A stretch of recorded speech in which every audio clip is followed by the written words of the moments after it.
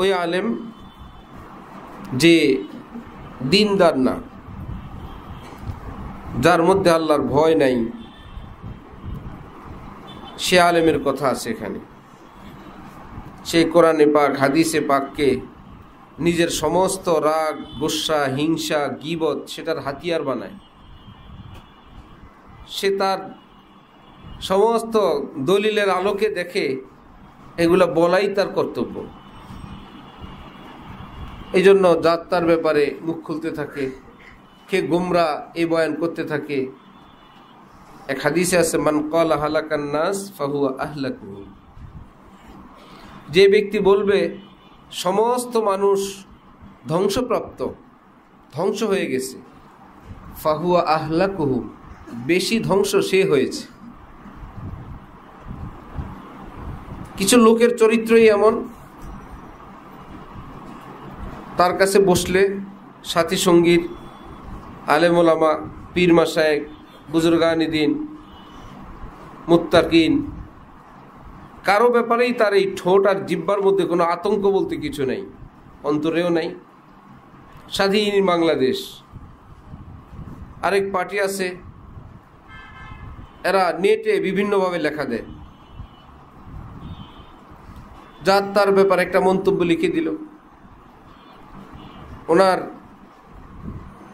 নাহু এবং সরফের আলোকে, কোরআন হাদিসের ব্যাখ্যা অনুসারে, আরবি গ্রামারের আলোকে, কোরআন হাদিসের ব্যাখ্যা অনুযায়ী অমুক অমুক আলেম।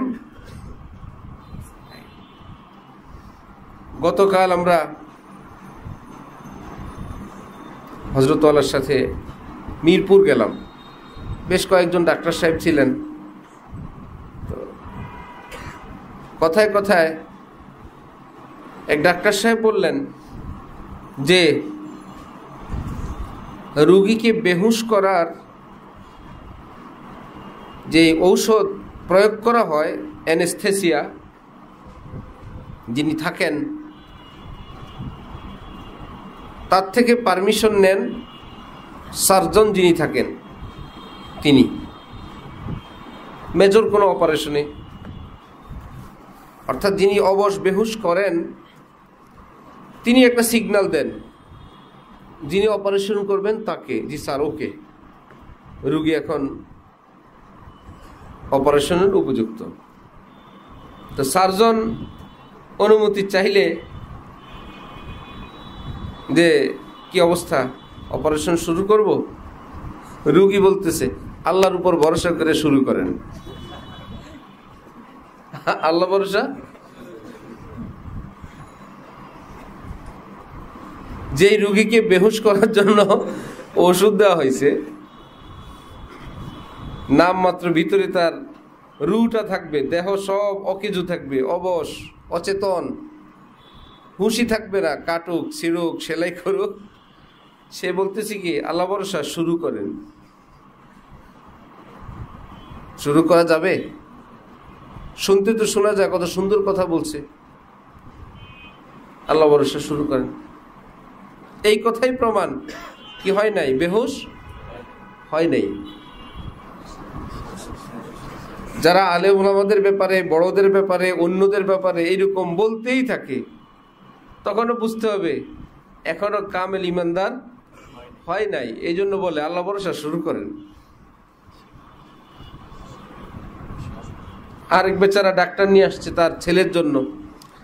ছেলে রুগী দেখে ডাক্তার রুগী দেখে সিদ্ধান্ত নিছেন এবং বললেন আপনার ছেলে মারা গেছে।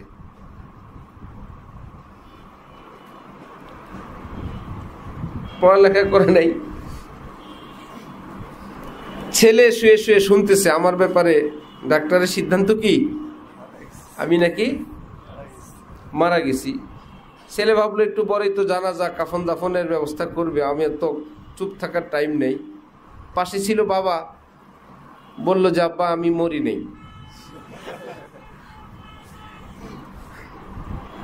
ঠিক আছে, বাবা ছেলেকে ধমক দিয়ে বলল বেশি বুঝো কি তুমি না ডাক্তার, বেশি বুঝো। ডাক্তার বলছে তুমি মারা গেছো, আর কোনো কথা নেই, চুপ। এইরকম কথা বলার পর যেই রুগী বেহুশ হওয়া দরকার সেই রুগী বলে আল্লাহ ভরসা শুরু করেন। সমাজে আবার কিছু লোক আছে, বুঝো নাই, বাপের মতো না বুঝে বলছে, হ্যাঁ শুরু করা যাবে। আরেক গ্রুপ আছে বাপের মতো, কে বুঝে? ডাক্তার সাহেব কি কম বুঝে? कुछ होना मेरा जिल्लत खारी का सबब है, कुछ होना मेरा जिल्लत खारी का सबब है, ये है मेरा एजाज कि मैं कुछ भी नहीं हूँ। हम खाक नशीनों को मुस्नद पे न बिठाओ, हम खाक नशीनों को मुस्नद पे न बिठाओ, ये इश्क की तौहीन है, एजाज नहीं है। আমরা সেজদা অভ্যস্ত লোক ভাই, এমন এক জায়গায় নীলা কপাল রাখা যায় না, মুশকিল। আমরা সব মাটিতে থাকার লোক, 5 ওয়াক্ত সেজদা করা লাগে, এমন পরিবেশ, এত সম্মান, এত ভিআইপি, নামাজের জায়গা নেই। প্রেমিকদের জন্য কি সম্মান না জিল্লত? ये इश्क की तौहीन है, एजाज नहीं है। যদি এর ব্যাখ্যা আরো ভিন্ন আছে। অর্থাৎ এমন পদ, পোস্ট, সম্মান, বক্তৃতা, নির্বাচন, রাজনীতি, গণতন্ত্র, যেখানে গেলে আল্লাহর সঙ্গে আমার সম্পর্ক বিনষ্ট হবে, ধ্বংস হবে, সেখানে গিয়ে আমার বড় সম্মান, পদ, পদবি, এগুলো সম্মান না, তাওহীন, সবই অপমান, সবই হলো নামাজ হলো না। হাকিমুল উম্মত হযরত থানবীর একটা কথা, বাতিলের সঙ্গে ঐক্য, এই সংক্রান্ত হযরত থানবী বলছেন বাতিলের সঙ্গে ঐক্য করা জায়েজ যদি বাতিল মাগলুব থাকে, অর্থাৎ পরিচালনা যদি হকের হাতে থাকে। আসো ভাই, যারা ভুল পথে আসো, সবাই মিলে কোনো একটা কাজ করি, তোমরাও আসো, বাতিলের সাথে ঐক্য হইল না। কিন্তু চালিকা শক্তি বাতিলের হাতে না হকের হাতে? হকের হাতে। তাহলে ভয়ের আশঙ্কা নাই। আর যদি এটাকে কেউ না বুঝে যে হক বাতিল তো অমুক সময় কি হয়েছিল, ঐক্য হয়েছিল, আমরাও হক বাতিল একত্রে হই, খোঁজ নিয়ে জানা যাবে আরেকজনের নৌকা উঠে গেছে। হক বাতিল আগেও একত্র হয়েছে, এখনো একত্রিত হইল। বাতিলের হাতে চালিকা শক্তি, ক্ষমতা, তুমি সেই বাতিলের সঙ্গে গিয়ে যোগ দিলা, এবার তোমাকে কি হকের উপর রাখবে না গোমরা বানাবে? এখন নাচ গান, সংস্কৃতি, অনুষ্ঠান, ভাই যেহেতু আমরা আসছি বৃহত্তর স্বার্থে, আমরা এক, এখন সেখানে দেওয়া লাগবে, থাকা লাগবে। হক বাতিল একত্রিত হবে যদি হকের উপর তোমার, কমপক্ষে হকের উপর তুমি টিকে থাকা সম্ভব হয়। তোমার দিন ইমান নিয়ে যদি তুমি টিকে থাকতে পারো তাহলে ঠিক আছে।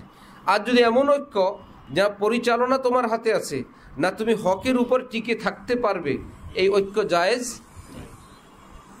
ফালা তাকউদ বাদা যিকরা মাল কওমিজ জালিমিন, ফতোয়া স্বামীতে আছে, লা ইয়াজুজুল হুজুর ফি মাজলিসিন ফিহি মাহজুর।